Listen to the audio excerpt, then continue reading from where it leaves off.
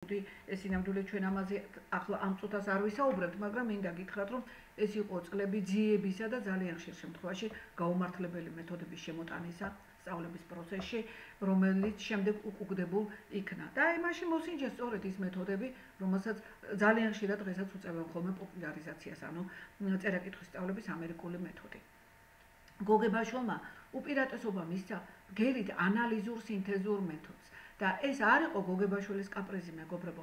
ეს იყო სწორედ ქართული ენის თავისებურების გათვალისწინება.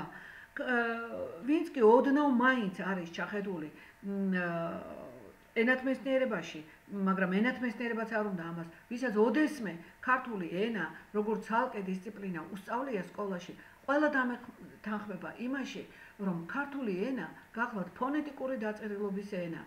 აქ იმდენი ბგერაა, რამდენი ასოც არის. ნუ ძირითადად რა თქმა უნდა, მე არა მაქვს ფონემების სიმრავლე მხედველობაში, მაგრამ ერთი სიტყვად განმასხვავებელი ფუნქცია აქვს ხოლმე ამ ბგერას. სულ სხვა არის ქარი და სულ სხვა არის კარი, რა შეადარეთ რუსულში ქ და კ ერთი ასოთი გადმოიცემა.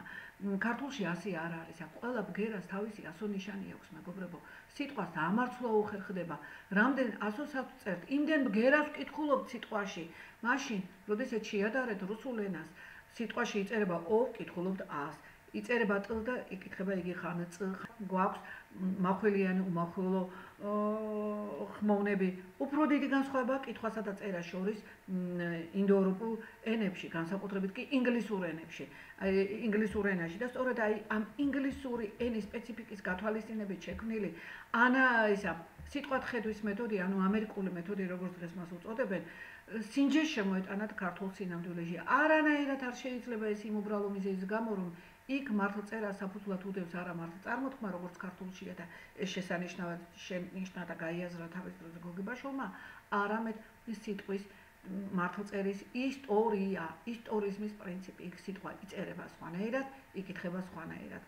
იქ სულ სხვა მეთოდი უნდა გამოვიყენოთ წერა-კითხვის სწავლებისა და ამას სწორედ მთლიან სიტყვათა და სიტყვად ხედვის მეთოდს უწოდებენ და საკმაოდ წარმატებულად გამოიყენება ეს მეთოდი ყველა ქვეყანაში, სადაც კითხვა და წერა, ყველა ენაში, სადაც კითხვა და წერა ერთმანეთს არ ემთხვევა, მაგრამ ამ მეთოდის გამოყენება ქართულ სინამდვილეში, ქართული ანბანის სწავლებისას არ შეიძლება განა, იმიტომ რომ ეს ჩვენ არ მოგწონს, იმიტომ რომ იგი ქართული ენის თავისებურებას, ფონეტიკურ პრინციპს არ ერგება.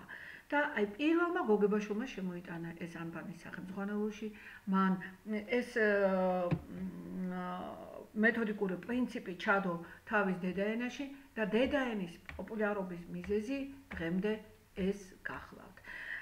დედაენის პოპულარობის მიზეზი და წლების განმავლობაში უალტერნატიულ სახელმძღვანელო გახლავთ იგი.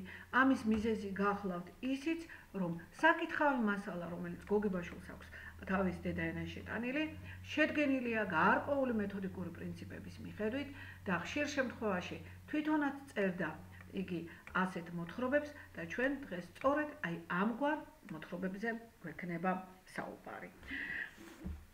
აი ვნახოთ ახლა გოგებაშვილის დედაენის 1876 წლის გამოცემა. ამ გამოცემაში მთელი საკითხავი მასალა, მეგობრებო, დალაგებულია ეგრეთ წოდებული რიგის მიხედვით. აქ გვაქვს დაახლოებით 24 რიგი. რა რიგია ეს იკითხავთ თქვენ? პირველ რიგში ამ რიგების ცალ-ცალკე გამოყოფას განაპირობებს მოსწავლის კომპეტენცია. რამდენად კომპეტენტურია უკვე ჩვენი მოსწავლე კითხვაში და რამდენად შეუძლია მას საკითხავი მასალის დამოუკიდებლად წაკითხვა და გააზრება. ანუ გართულება ხდება რიგების მიხედვით. და მე ძალიან საინტერესო გახლავთ ის, რომ თემატურ-ბუდობრივი პრინციპია მას ჩადებული და ამ პრინციპით დაალაგა მან ეს საკითხავი მასალა. აი მე მინდა ამონარიდი გაგაცნოთ გოგებაშვილის ამ დედაენიდან. რაც შეეხება პირველ საკითხავ წიგნსა, ჩვენ ვცდილობდით ერთი მხრით იმასა, რომ მას ქონოდა რაც შეიძლება მომეტებული მიმზიდველი ძალა ბავშვებისათვის, რომ იგი ყოფილიყო მათთვის სავსე ინტერესით და მეორეს მხრით მის შინაარსს წარმოედგინა არა ღარიბი მასალა ბავშვის გონების გახსნისათვის და განვითარებისათვის. ერთი სიტყვით ჩვენ ვცდილობდით შეგვეერთებინა ერთად სასიამოვნო სასარგებლოსთან. როგორც ხედავთ, საკითხავი მასალის შერჩევისას გოგებაშვილი ძირითადად ორ პრინციპს წამოსწევს წინა პლანზე. იყოს ის ბავშვისათვის საინტერესო, გასაგები, მისი ასაკობრივი თავისებურებებისათვის შესაფერისი და მეორე მხრივ, რომ წარმოადგინოს ამ საკითხავმა მასალამ შესანიშნავი რომ ეს საკითხავი მასალა იყოს ბავშვის გონების გახსნისაკენ და განვითარებისაკენ მიმართული. აქ უკვე როგორც ხედავთ, წმინდა საგანმანათლებლო ფუნქცია დააკისრა მანამ მხატვრულ ტექსტებს. მართლაც, როდესაც ჩვენ მუშაობთ ხოლმე საკითხავი მასალის შერჩევაზე სახელმძღვანელოებისათვის, სწორედ ეს ორი ძირითადი პრინციპი წამოიწევს ხოლმე წინა პლანზე. რამდენად საინტერესოა იგი მკითხველისათვის, ამ შემთხვევაში მოსწავლისათვის და რამდენად საინტერესოა იგი ბავშვის გონების განვითარებისათვის, ბავშვის გონების გახსნისათვის, ბავშვის განათლებისათვის. ანუ აქ ერთმანეთთან გახლავთ შეწყმული აღმზრდელობითი და საგანმანათლებლო ფუნქციები კითხვისა. და ბევრ თქვენგანს, ვინც აი ახლა ამ წუთას მე მისმენს, წარედ აგონდება ზოგიერთი მხატვრული ტექსტი სასკოლო სახელმძღვანელოში შეტანილი, რომელიც მისთვის შეიძლება სრულიადაც არ გახლოთ საინტერესო, მაგრამ იყო სავალდებულო.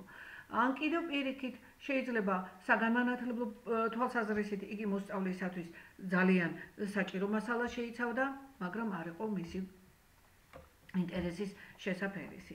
მაგრამ საკითხავი მასალის შერჩევისას თავარი სირთულეს სწორედ ეს გახლავთ ხოლმე და გოგებაშვილმა აი ამ სირთულეს წარმატებით გაართვა.